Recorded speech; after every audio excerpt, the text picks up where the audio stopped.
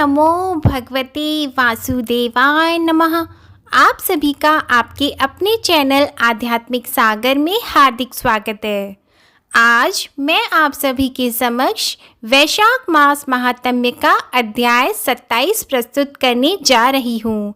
वैशाख मास महात्म्य के प्रथम 26 अध्याय हमारे चैनल पर अपलोड किए हुए हैं। आप उन्हें प्लेलिस्ट में जाकर सुन सकते हैं। वैशाख मास महात्म्य की कथा समाप्त होने के बाद आप प्रतिदिन नियम से हमारे चैनल पर ज्येष्ठ मास महात्म्य की कथा का भी श्रवण करेंगे। और आपने अगर हमारे चैनल को सब्सक्राइब नहीं किया है तो सबसे पहले चैनल को सब्सक्राइब करके बेल आइकन को भी दबाएं, जिससे हमारे आने वाली अन्य वीडियोस की नोटिफिकेशन भी आपको जल्द से जल्द मिलती रहे। तो आइए शुरू करते हैं वैशाख मास महात्म्य का अध्याय 27। इस अध्याय में भगवान श्री राम का लंका, रामेश्वर, पुष्कर एवं मथुरा होते हुए गंगा तट पर जाकर भगवान श्री वामन की स्थापना करने का वर्णन है। भीष्म जी ने पूछा, ब्रह्मर्षि श्री रामचंद्र जी ने कान्यकुब्ज देश में भगवान श्री वामन को प्रतिष्ठा किस प्रकार की? उन्हें श्री वामन जी का विग्रह कहाँ प्राप्त हुआ? इन सब बातों का विस्तार के साथ वर्णन कीजिए। भगवान श्री रामचंद्र जी के कीर्तन से संबंध रखने वाली कथा बड़ी ही मधुर, पावन तथा मनोरम होती है। आपने जो यह कथा सुनाई है उससे मेरे हृदय और कान को बड़ा सुख मिला है। सारा संसार भगवान श्री राम को प्रेम और अनुराग से देखता है। वे बड़े ही धर्मज्ञ थे। वे जब पृथ्वी का राज्य करते थे उस समय सभी वृक्ष और फल रस से भरे रहते थे। पृथ्वी बिना जोते ही अन्न देती थी। उन महात्मा का इस भूमंडल पर कोई शत्रु नहीं था। अतः मुनिवर, मैं उन भगवान श्री रामचंद्र जी का सारा चरित्र सुनना चाहता हूँ। पुलस्त्य जी बोले, महाराज, धर्म के मार्ग पर स्थित रहने वाले श्री रामचंद्र जी ने कुछ काल के पश्चात जो महत्वपूर्ण कार्य किया उसे एकाग्र मन से सुनो। एक दिन श्री रघुनाथ जी मन ही मन इस बात का विचार करने लगे कि राक्षस कुलोत्पन्न राजा विभीषण लंका में रहकर सदा ही राज्य करते रहें, उसमें किसी प्रकार की विघ्न बाधा न पड़े, इसके लिए क्या उपाय हो सकता है? मुझे चलकर उन्हें हित की बात बतानी चाहिए, जिससे उनका राज्य सदा कायम रहे। अमित तेजस्वी श्री रामचंद्र जी जब इस प्रकार विचार कर रहे थे, उसी समय भरत जी वहाँ आए और श्री राम को विचार मग्न देख वे बोले, देव, आप क्या सोच रहे हैं? यदि कोई गुप्त बात न हो तो मुझे बताने की कृपा करें। श्री रघुनाथ जी ने कहा, मेरी कोई भी बात तुमसे छिपाने योग्य नहीं है। तुम और महायशस्वी लक्ष्मण मेरे बाहरी प्राण हो। मेरे मन में इस समय सबसे बड़ी चिंता यह है कि विभीषण देवताओं के साथ कैसा बर्ताव करते हैं, क्योंकि देवताओं के हित के लिए ही मैंने रावण का वध किया था। इसलिए वत्स, जहाँ विभीषण हैं वहाँ मैं जाना चाहता हूँ। लंकापुरी को देखकर राक्षस राज को उनके कर्तव्य का उपदेश करूँगा। भगवान श्री राम के ऐसा कहने पर हाथ जोड़कर खड़े हुए भरत ने कहा, मैं भी आपके साथ चलूँगा। भगवान श्री राम और भरत दोनों दक्षिण दिशा की ओर गंगा यमुना के संगम स्थान प्रयाग गए। वहाँ से उन्होंने जन स्थान की यात्रा की और उस स्थान पर पहुँचे जहाँ से रावण ने सीता का हरण किया।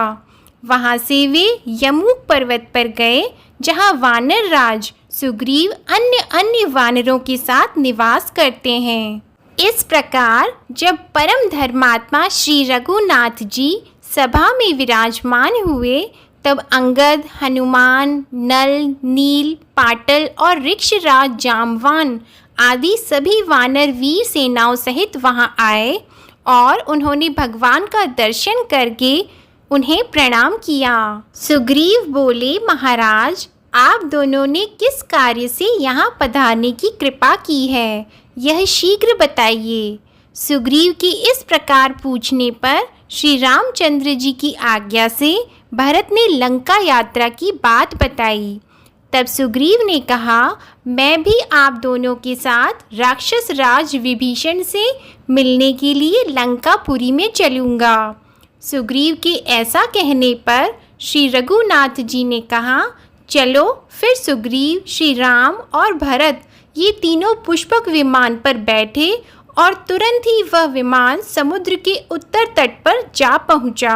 उसी समय प्रधान राक्षसों ने जो वहां उपस्थित थे तुरंत ही विभीषण के पास जाकर बड़े हर्ष में भरकर निवेदन किया, राक्षस राज सुग्रीव के साथ भगवान श्री रामचंद्र जी पधारे हैं। उनके साथ उन्हीं की सी आकृति वाले एक दूसरे पुरुष भी हैं। श्री रामचंद्र जी नगर के समीप आ गए हैं। यह समाचार सुनकर विभीषण ने उन दूत का विशेष सत्कार किया तथा उन्हें धन देकर उनके सभी मनोरथ पूर्ण किए। फिर लंकापुरी को सजाने की आज्ञा देकर वे मंत्रियों के साथ बाहर निकले। मेरु पर्वत पर उदित हुए सूर्य की भांति भगवान श्री राम को विमान पर बैठे देख विभीषण ने उन्हें साष्टांग प्रणाम किया और कहा, भगवन, आज मेरा जन्म सफल हुआ। मेरे सभी मनोरथ पूर्ण हो गए, क्योंकि आज मुझे आपके विश्व वंद्य चरणों का दर्शन मिला है। इस प्रकार श्री रघुनाथ जी का अभिवादन करके वे भरत और सुग्रीव से भी गले लगकर मिले। तदंतर उन्होंने स्वर्ग से भी बढ़कर सुशोभित लंकापुरी में सबको प्रवेश कराया और सब प्रकार के रत्नों से सुशोभित रावण के जगमगाते हुए भवन में उन्हें ठहराया। तब श्री रामचंद्र जी आसन पर विराजमान हो गए और विभीषण ने निवेदन करके हाथ जोड़कर सुग्रीव और भरत से कहा, यहाँ पधारे हुए भगवान श्री राम को भेंट करने योग्य कोई वस्तु मेरे पास नहीं है। यह लंकापुरी तो स्वयं भगवान ने ही त्रिलोकी के लिए कष्टकरूप पापी शत्रु को मारकर मुझे प्रदान की है। यह पुरी ही नहीं, ये स्त्रियां, वे पुत्र तथा स्वयं मैं, यह सब कुछ भगवान की ही सेवा में अर्पित है। भगवान आपको नमस्कार है, आप इसे स्वीकार करें। उसी समय वायु देवता ने आकर श्री राम से कहा, महाभाग, यहाँ भगवान श्री विष्णु की वामन मूर्ति है, जिसने पूर्व काल में राजा बलि को बांधा था। आप उसे ले जाएं और कान्यकुब्ज देश में स्थापित कर दें।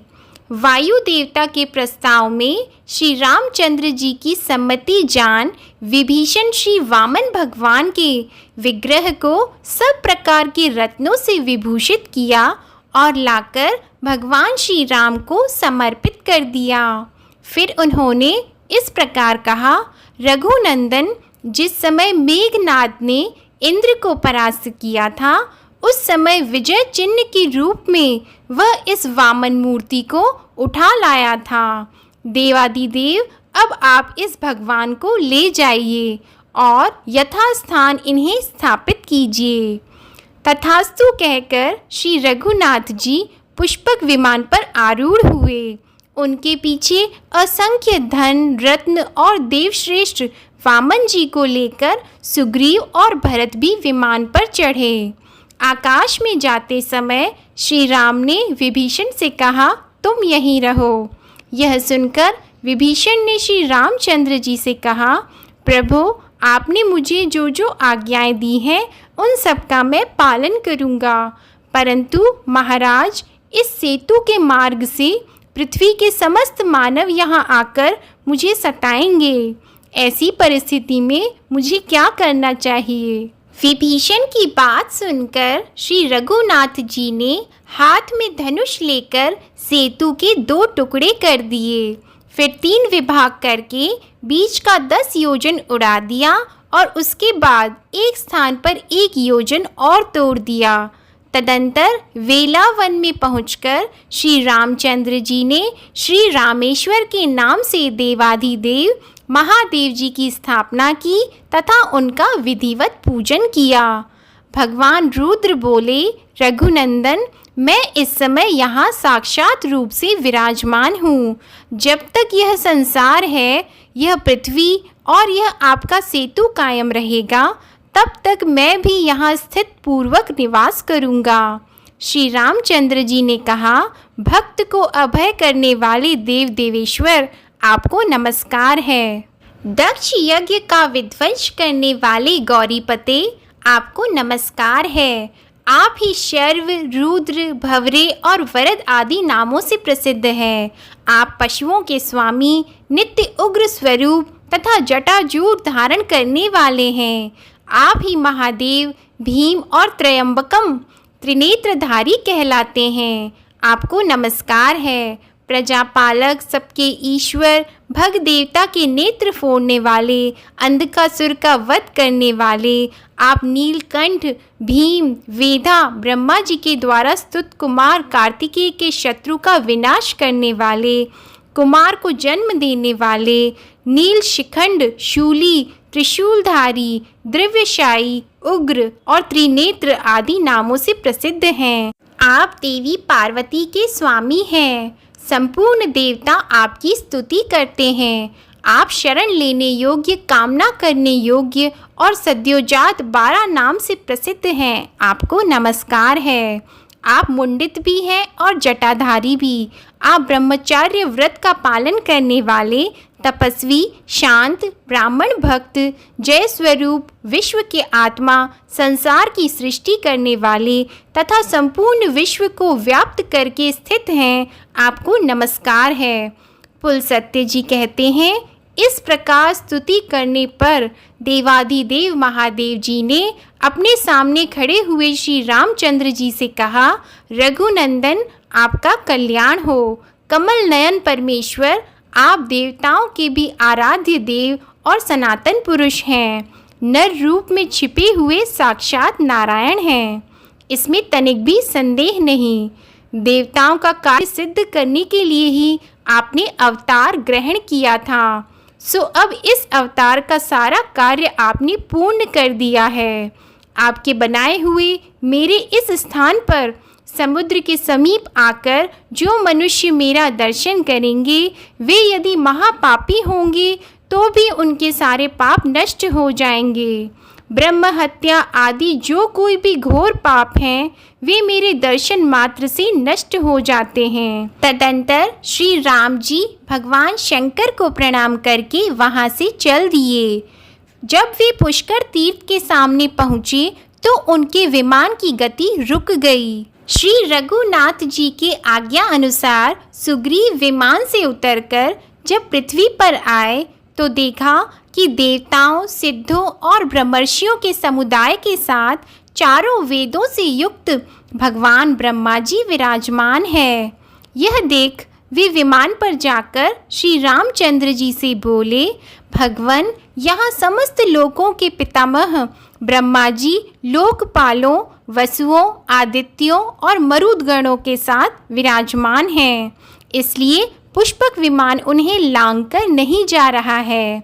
तब श्री रामचंद्र जी सुवर्ण भूषित पुष्पक विमान से उतरे और देवी गायत्री के साथ बैठे हुए भगवान ब्रह्मा को साष्टांग प्रणाम किया।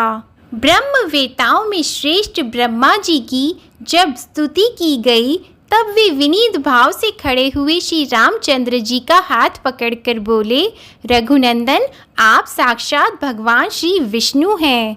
देवताओं का कार्य करने के लिए इस पृथ्वी पर मनुष्य रूप में अवतीर्ण हुए हैं। प्रभु, आप देवताओं का संपूर्ण कार्य कर चुके हैं। अब गंगा जी के दक्षिण किनारे श्री वामन भगवान की प्रतिमा को स्थापित करके आप अयोध्यापुरी को लौट जाइए और वहां से परम धाम को सिधारिए। ब्रह्मा जी से आज्ञा पाकर श्री रामचंद्र जी ने उन्हें प्रणाम किया और पुष्पक विमान पर चढ़कर वहां से मथुरापुरी की यात्रा की। वहां से भगवान श्री राम गंगा तट पर महोदय तीर्थ पर जा पहुँचे। वहां भगवान श्री राम ने वामन जी को स्थापित करके ब्राह्मणों एवं भावी राजाओं से कहा, यह मैंने धर्म का सेतु बनाया है जो ऐश्वर्य एवं कल्याण की वृद्धि करने वाला है। समय अनुसार इसका पालन करते रहना चाहिए। किसी प्रकार इसका उल्लंघन करना उचित नहीं है।